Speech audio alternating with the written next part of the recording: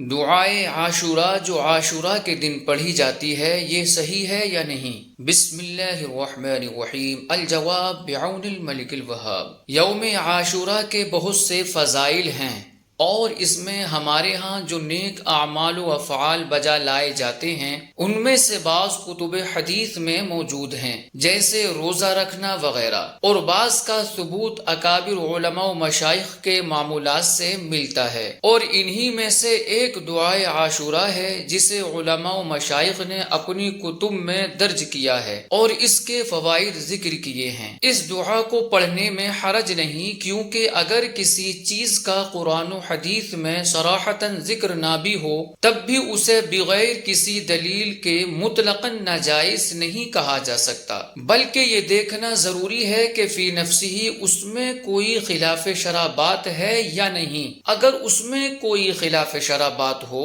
تو اس کی اجازت نہیں ہوگی، اور اگر اس میں کوئی خلاف شرع امر نہ ہو تو اس پر عمل کیا جا سکتا ہے۔ اور دعائے عاشورہ میں بھی چونکہ کوئی خلاف شرع امر نہیں ہے لہذا اس کو پڑھنے میں حرج نہیں۔ نیز یہ ایک دعا ہے، دعا کرنے کا حکم قرآن و حدیث سے ثابت ہے، تو ان معنی میں اس کا جواز قرآن و حدیث میں بیان کردہ حکم کے اطلاق و عموم سے ثابت ہوگا۔ واللہ اعلم تبارک و تعالی و رسولہ اعلم صلی اللہ علیہ وسلم۔